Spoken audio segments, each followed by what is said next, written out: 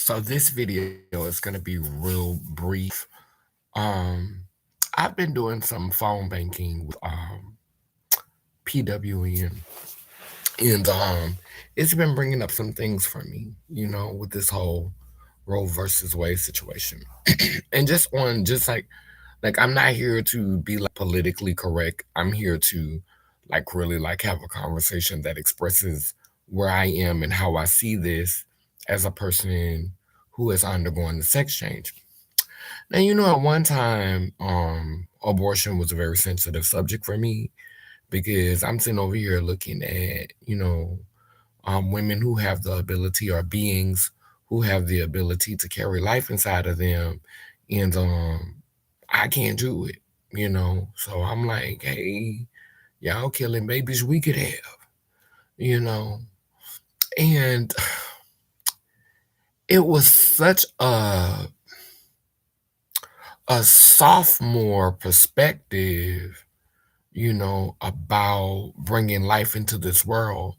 Because now today I understand, at almost 45, that having the ability to carry life inside of me does not necessarily make me somehow a better or more authentic mother figure or nurturer or somehow more connected to my femininity because I have the capacity to carry physical life inside of me. There are beings who can carry a baby to full term inside of them and throw the baby in the trash and walk away.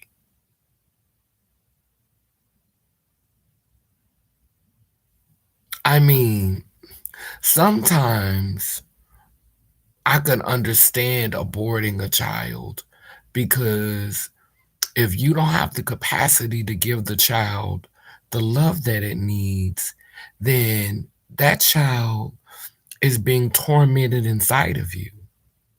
And that's what we don't think about a lot. Like we don't think about how that child or that being is living inside of that womb, what they're experiencing, what type of turbulence and turmoil, um, what type of negative energies and waves and emotions are going through that child's vulnerable being that is being shaped, like what that what that entity is enduring inside of that womb.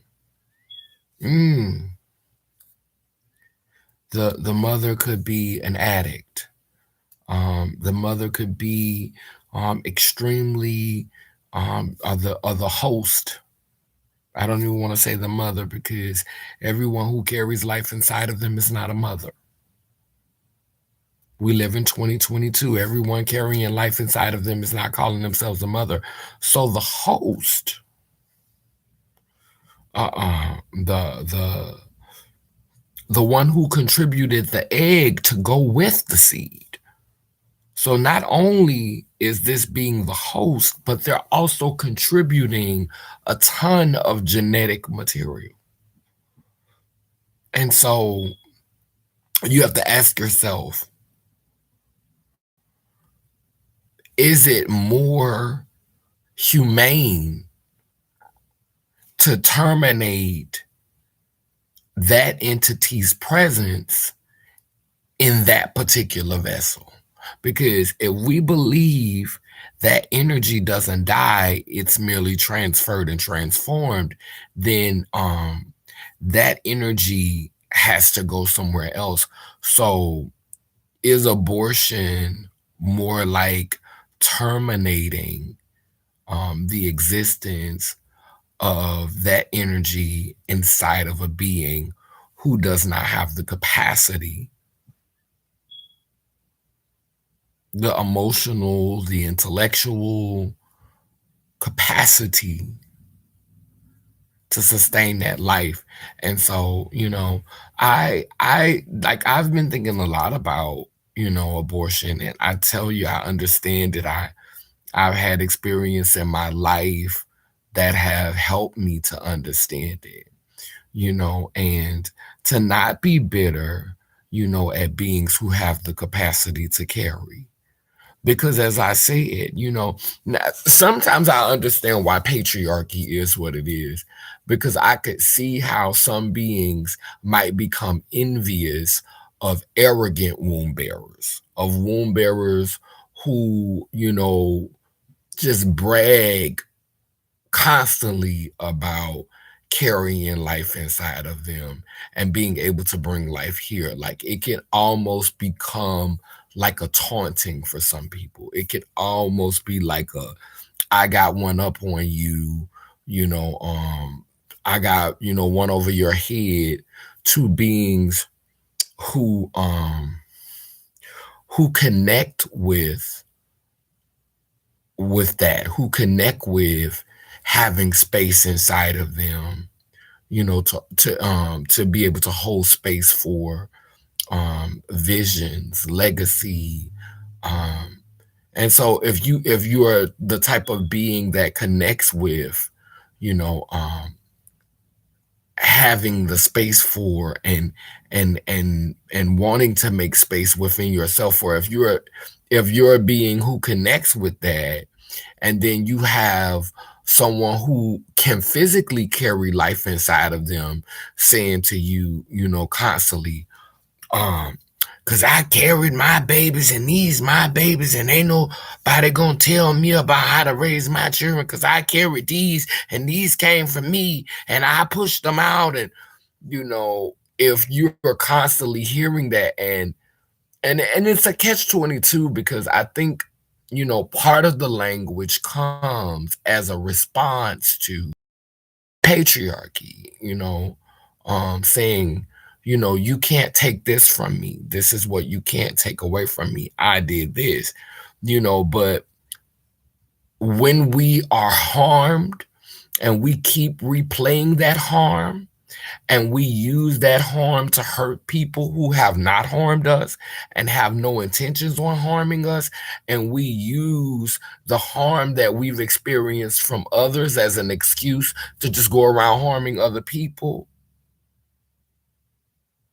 then now, are you still innocent, or are you just complicit in the violence? Like now that we've recognized that for a long time, the validity of those who had the capacity to carry came from the fact that they carried.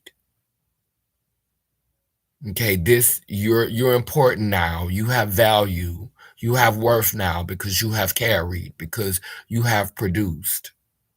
They used to say, you why buy the cow if you can get the milk for free? So you done carried, and now you done produced, and now you're of value. And that is how society has groomed a lot of those who have the ability to carry life inside of them. And so sometimes they can come across as arrogant, but it is a response to trauma that they've endured from centuries of being reduced to their physical birthing parts. I sit up here and I wonder if, like, do you feel barren if you've never known a man at all? Like, if you've never had a manifestation to plant their seed inside of you and make manifest, like if you've never experienced that, do you feel barren? Is that why some women worship him? Because he gives gives them life in their bodies, because that's how they see it. That's how they feel about it. And is that why they worship him? Because he puts life inside of them? I mean, it's really a profound conversation. Um, but if you don't have the capacity for that life, you know, if you don't have the capacity for that life, if you don't have the mental, emotional, intellectual, or spiritual capacity to host a living entity inside of your body, should you be forced, because now I work in harm reduction. Should you be forced to carry? Because I've seen babies born stillborn because the mother was under so much stress, because the carrier was under so much duress that the baby was born stillborn. Is that harm reduction?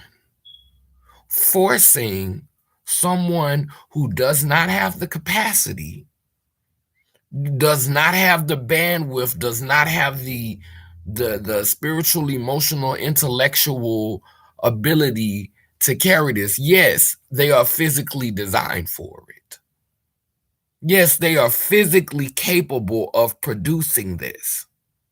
But that's like saying, we gonna make this tree bear fruit even though we know the fruit gonna be rotten.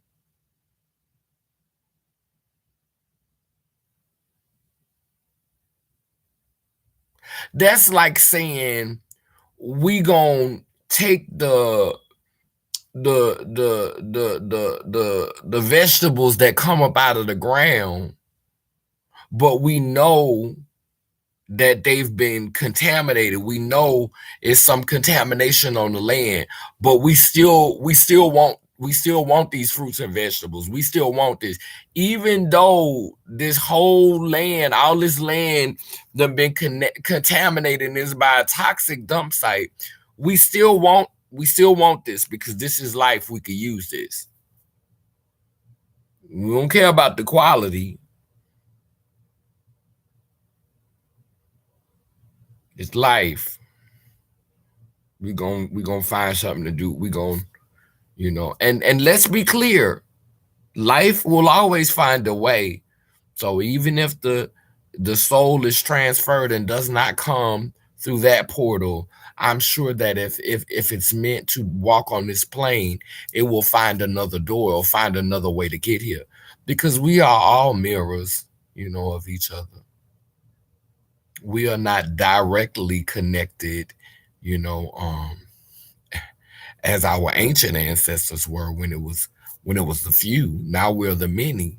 So there's so many different variations of ourselves. We can't pinpoint, people all around us who directly connected to us.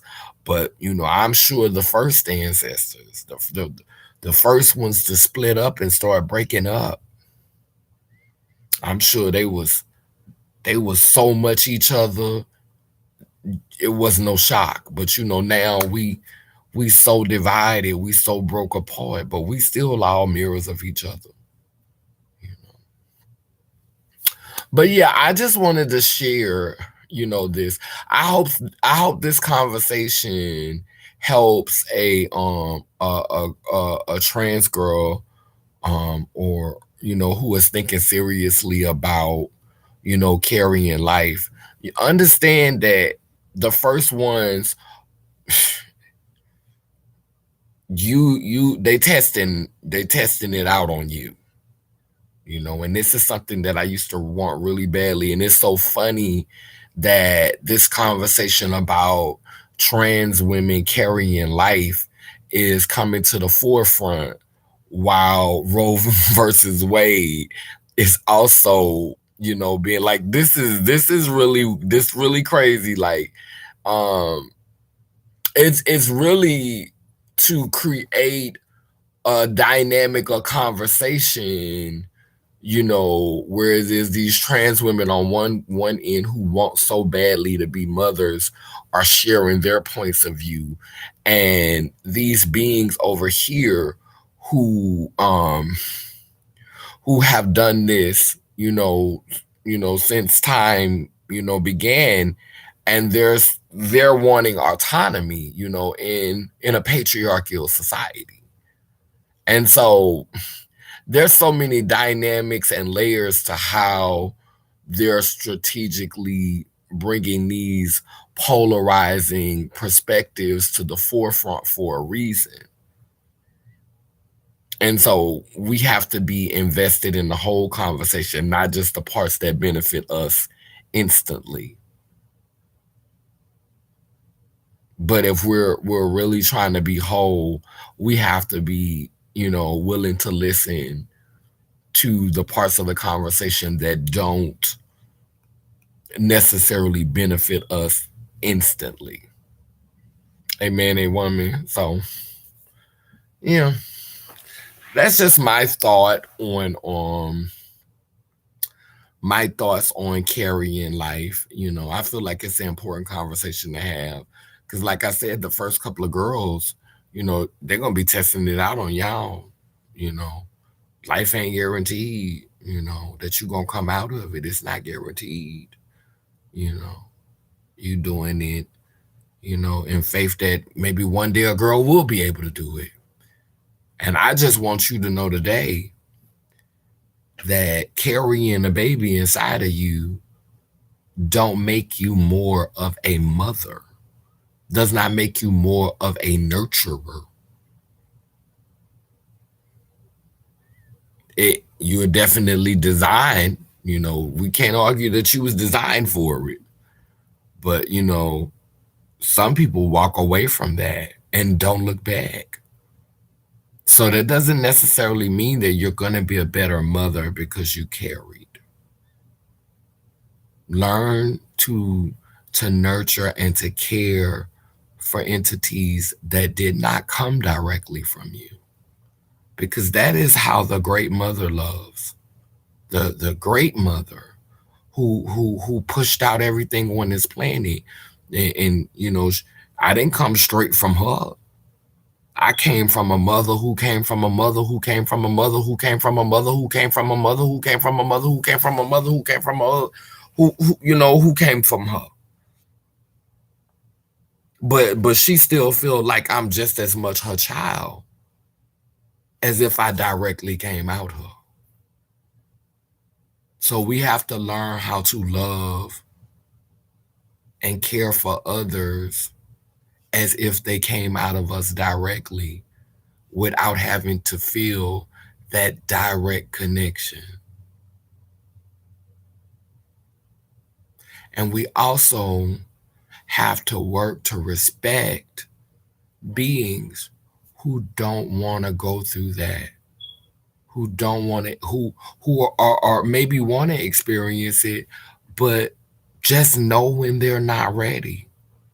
We have to support them in releasing that energy, and if it wasn't such a dark, if it wasn't such a if we didn't have such a chaotic view or such a wicked view of abortion, we could actually have meaningful ceremonies that could help to usher the energy of that baby or that entity to another a womb, into another host, into another vessel that is equipped, that is prepared, that is ready, that desires, that is yearning for the opportunity. So I'll be happy, and just so rejoiceful, so joyous, when we move to a society that is ready to invest in having the type of dialogue that moves us into that place. Instead of fighting about abortion, accept it for what it is in all of its parts, the bitter and the sweet, and use our gifts, our gifts of communication and expressing,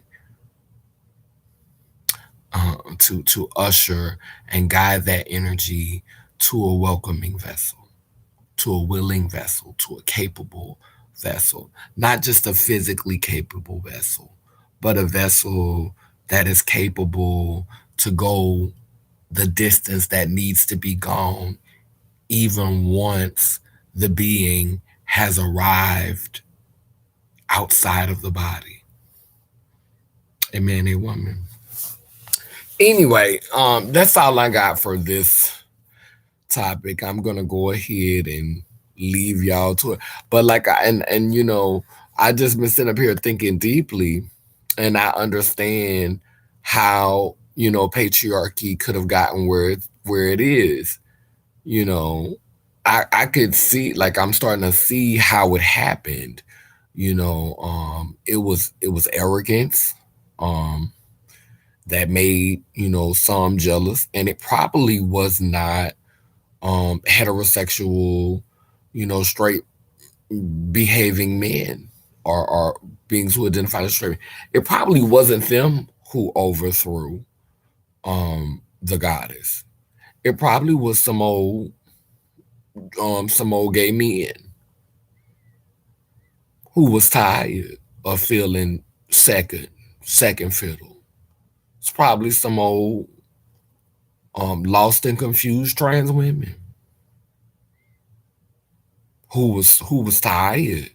It probably wasn't even straight men, because I think and this is a stereotype, and I'm just speaking on my experience. I can't speak on everybody's, but most time, real true heterosexual men, or those who identify with that construct, they be as loyal as dogs.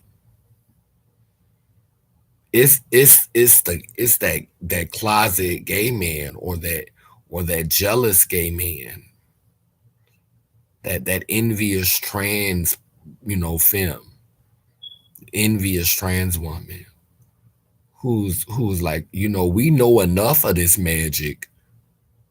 We know enough to shut y'all down.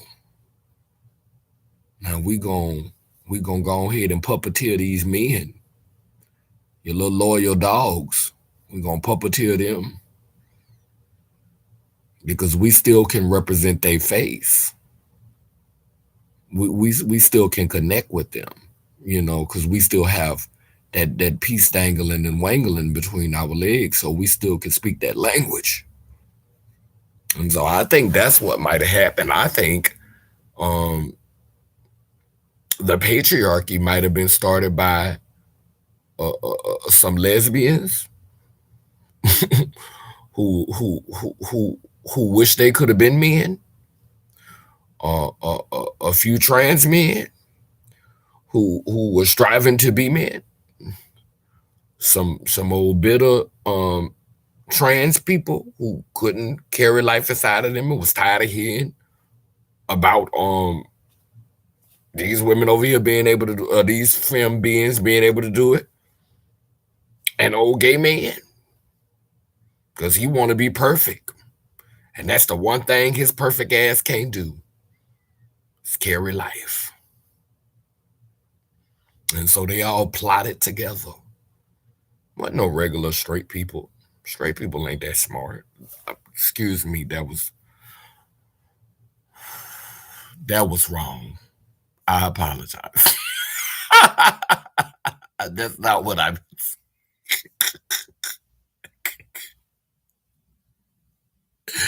not reading straight people. I'm just saying it's not that deep for a lot of them. They just real simple for them. It's not that complicated. It's just really not from the ones that I've experienced. Life is a little bit more complicated for queer people, because it's that otherness, it's that extra, you know, it's that we have to put just attention mode. We make stuff a little bit more complicated because we extra. So, um, not dissing straight people, but a lot of times they very simple. So, and that's just my experience. Now that might have sound shady, but I'm just keeping it real, keeping it real to where I am with it. You don't want me to be saying some stuff behind the scenes and not be able to be honest and say what I said. So it wasn't no shade. I'm just, I feel like for cis heterosexual people, it's simpler, it's less complicated, because They not trying to blend it in, peek behind the veil, understand deeper. They just mostly accept what's presented to them and don't really question anything else, you feel me? So anyway, that's all I have for this live. Y'all know we're lighting the candle in the spirit